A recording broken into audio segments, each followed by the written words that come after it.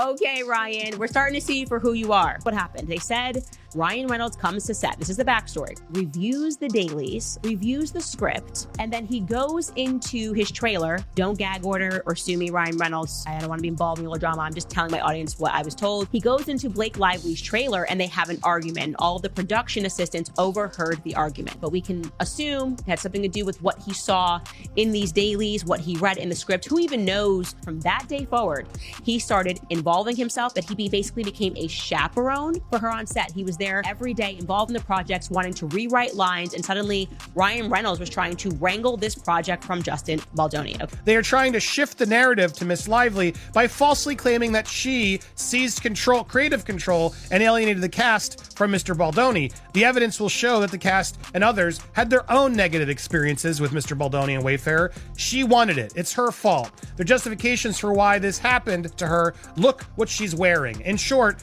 while the victim focuses on the abuse, the abuser focuses on the victim. The Me Too victim there.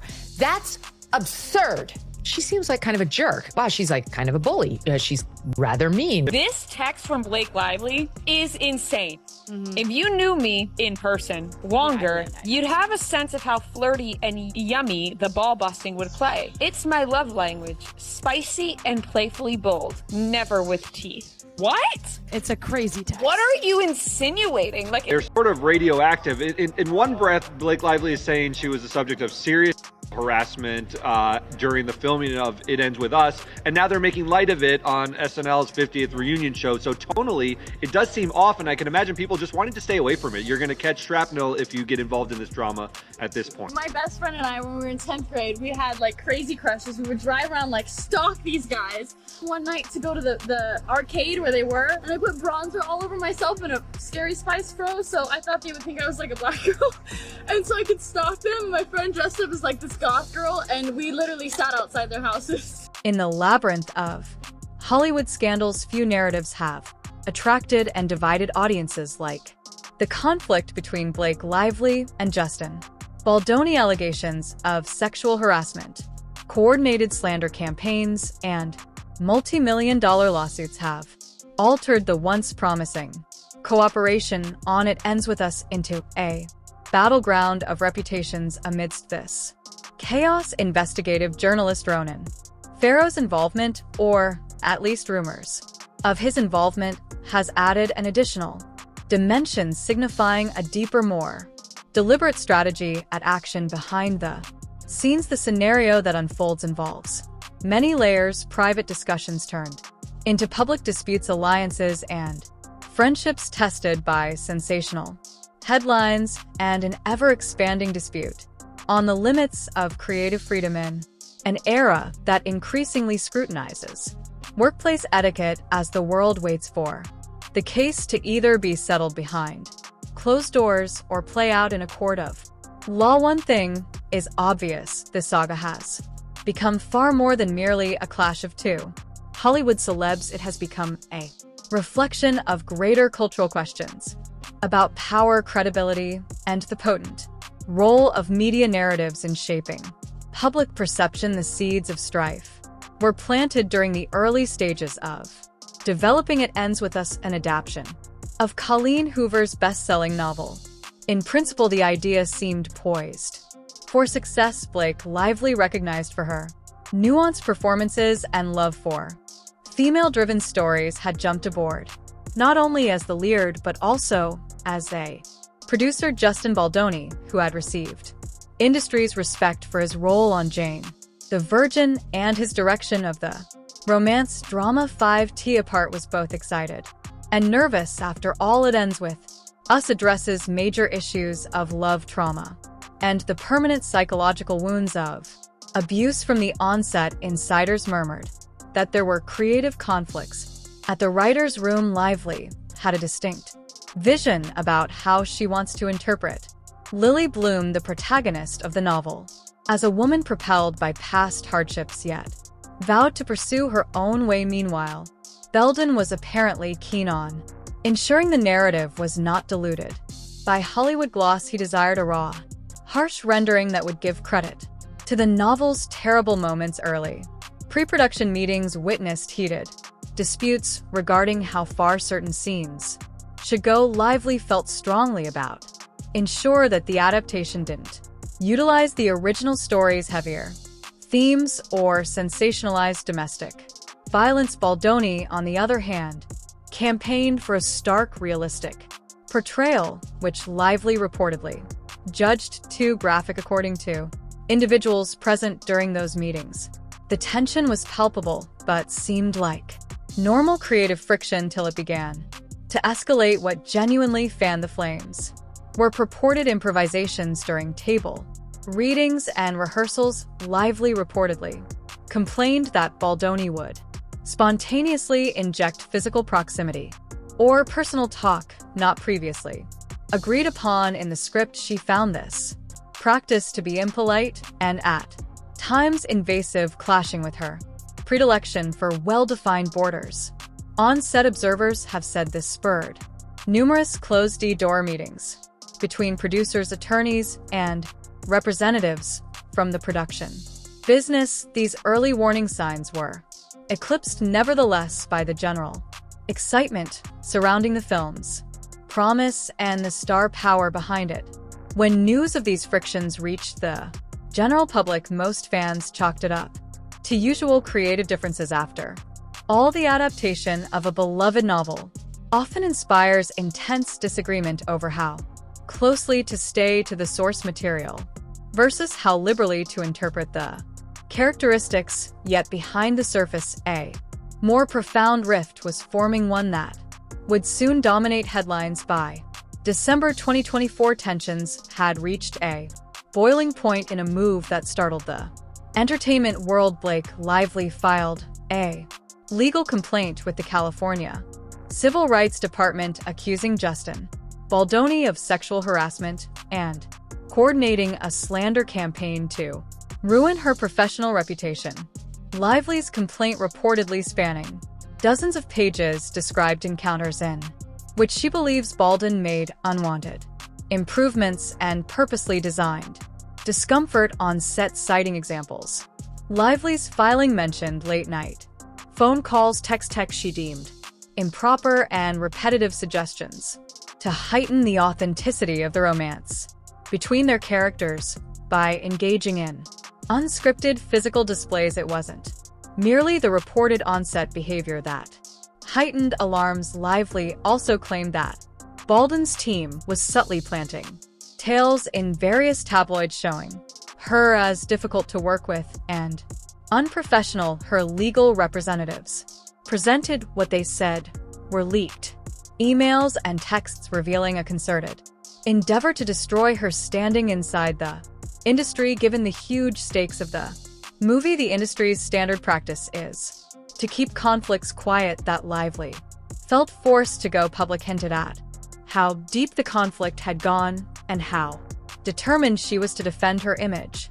Baldoni angrily rejected these claims mere days after Lively's when he established a $400 million slander action against Lively, her husband Ryan Reynolds, and their longtime publicist Leslie Sloan. In this dramatic, lawful counterstrike, Baldwin contended that Lively and her associates had concocted a false narrative exploiting her star power to isolate him in the sector. He also said that the objective was to force him out of the director's chair and, more ominously, to undermine his future potential in Hollywood by damaging his name beyond repair. Bellin supporters say that his reputation as a compassionate, inclusive filmmaker runs contrary to Lively's characterization of him. They point out his charity work and social media presence that promotes empathy, vulnerability, and open discourse, traits Baldoni regularly touts in public appearances. However, Lively fans say that this public persona doesn't necessarily represent a person's private behavior, hinting that behind the scenes Baldwin might be someone altogether different. In an unexpected turn, rumors circulated that investigative journalist Ronan Farrow had started studying into the exciting Baldwin dispute. Farrow, recognized for his careful reporting on sexual misconduct in Hollywood, became a symbol of accountability journalism after posting explosive exposes in The late 2010s, the thought that he might unearth smoking gun proof to substantiate Lively's claims and may expose extra levels of malfeasance galvanized the story to an even greater pitch of public curiosity. Pundits speculated that if Farrow were truly inspecting his engagement might mirror earlier high-profile cases he had covered, cases that culminated with industry titans confronting serious repercussions. But Farrow ultimately addressed the situation, publicly declaring that he was not working on any investigative piece concerning Lively, Baldoni, or It Ends With Us. Moreover, he highlighted that he does not work for the New York Times, contradicting reports tying him to the paper for this story. Farrow's denial did nothing to stifle speculation, although with conspiracy-minded observers believing he might simply be masking ongoing research until he was ready to publish. Why might Farrow's name arise in the first place? Several insiders point to the proximity and timing between Lively's complaint and the new wave of exposes regarding unhealthy workplace behaviors in Hollywood. Many see Farrow as a torchbearer for the On Mito movement, someone whose presence alone signals an impending a watershed moment. Others cynically claim that the reports about his involvement may have been dispersed purposefully, either by Lively's camp to hint that a major expose was on the horizon, or by Baldwin's side to weaken Lively's charges by presenting them as part of a bigger sensationalist agenda. Whatever the reality, the mention of Farrow injected a fresh coat of intensity into the narrative. The chance that a seasoned investigative journalist could be prying into private communications, NDAs, and potential hush deals offered an uncomfortable reality check if any hidden details existed, emails, text messages, or behind-the-scenes recordings. Farrow's potential involvement suggested that anything might finally come to light. This was enough to send waves of anxiety via both camps, triggering much more quiet behind-the-scenes legal maneuvering as the public devoured every fresh rumor. Almost immediately, the feud between Lively and Baldwin became a case study on how media sources can shape and manipulate public opinion, while entertainment portions on mainstream outlets sought to remain neutral, more openly partisan or sensational. Platforms seized on the story's elements. A high-profile actress accusing misconduct, a somewhat lesser-known but rising genius standing his ground, and the swarm of Mito charges that have repeatedly shaken Hollywood. Certain conservative pundits, included figures like Megyn Kelly and Ben Shapiro, presented Lively's allegations as the recent Hollywood hypocrisy, likening the scenario to the terrible saga of debt verse Swarm. They contended that progressive-leaning celebrities and media outlets often support the Dome 2 movement, nevertheless might find themselves facing allegations of either orchestrating or embellishing allegations. These outlets pointed to the immensity of Baldwin's counter at $400 million as evidence that this wasn't a basic he said, she said quarrel, but potentially a planned strategy to harm his career. Simultaneously, some left-leaning voices in the entertainment industry and internet forums rallied Blake Lively, portraying her as a mother and an established professional who had every reason to defend her reputation. They commended her for taking a stand and submitting a formal complaint with the California Civil Rights Department, seeing it as a daring step that could inspire other women. Critics of Baldoni also noticed that huge counters suits might function as intimidation or response, highlighting the disturbing effect such legal techniques could have on future accusers in an industry driven by ties and alliances. The feud instantly polarized the Hollywood community. Joe Rogan, whose podcast sometimes dives into pop culture controversies, publicly denounced Lively and Reynolds, explaining their legal actions against Baldoni as overkill. He claimed that what might have began as creative disputes had developed into a public relations battle far exceeding the original dispute affecting everyone involved. On the other side, Lively found outspoken supporters in actors and activists, supporting workplace safety and accountability, high-profile performers, individuals who had kept mute during previous Hollywood scandals spoke up, stressing the necessity of thorough investigations when someone raised serious claims of harassment. Additionally, organizations dedicated to defending artists and craft workers, like the Screen Actors Guild, American Federation of Television and Radio Artists, SAG-AFTRA, released cautious statements that underline the importance of establishing a secure atmosphere for cast and crew, even if they did not directly endorse any one side's claims. Ryan Reynolds, a beloved character for his rapid wit and generous gestures, also found himself in an unpleasant spotlight as a direct defendant in Baldwin's defamation action. He faced questions regarding whether he had deliberately participated in any alleged smear campaign or if he was only being named in the action due of his strong links to Lively. Rumors circulated that Reynolds had tried to negotiate a private resolution to avoid ruining the film's prospects. None of these rumors were confirmed, yet they emphasized how highly intimate and intertwined this entire scenario had become. Concurrently, the creative community at large finds itself coping with the bigger problems this dispute raised. How should a production handle claims of unprofessional behavior, especially when the persons involved are financially involved in the film? How do you navigate borders between improvisation and emotional discomfort in scenes requiring bodily or emotional intensity? For many, the colorful Baldoni drama became a mirror, reflecting the industry's still in complete reckoning with workplace ethics.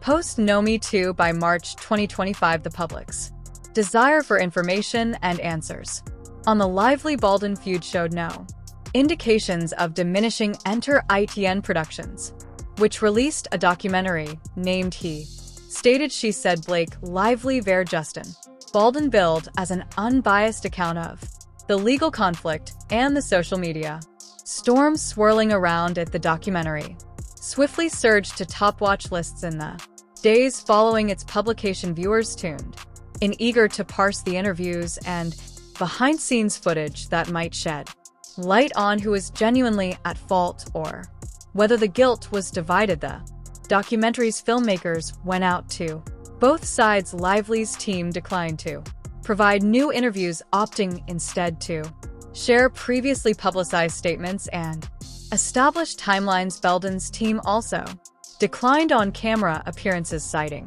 the continuing legal proceedings. Instead, the documentary contained commentary from crew members that had been participated in various stages of work on It Ends With Us, as well as from entertainment lawyers, film critics, and cultural commentators. One of the most provocative segments dug into the psychological impact of public trials on both accusers and the accused. Mental health specialists interviewed for the documentary demonstrated how the intensive examination of social media can intensify the stress, paranoia, and emotional pressure on everyone engaged. They also mentioned the broader cultural stakes, whether these extremely public confrontations could prevent actual victims of harassment from come out if they fear being embroiled in legal retaliation or online attacks. As the entertainment industry draws closer to the highly anticipated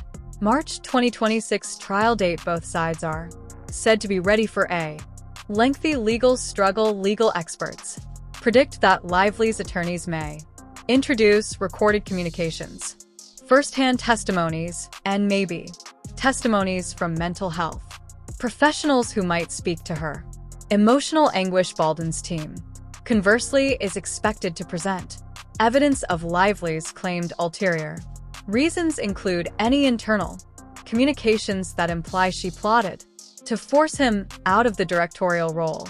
Outside the courtroom, the swirl of public relations continues. Rumors reports that Lively and Reynolds tried to negotiate a settlement or a non-disclosure agreement with Baldoni to avoid airing more soiled laundry. Baldoni, for his part, might seek a deal if it includes a public exoneration. A demand Lively's legal counsel evidently perceives as an attempt to destabilize the authenticity of her assertions. Every rumor regarding these behind closed doors talks initiates new waves of coverage, conjecture, and social media bickering.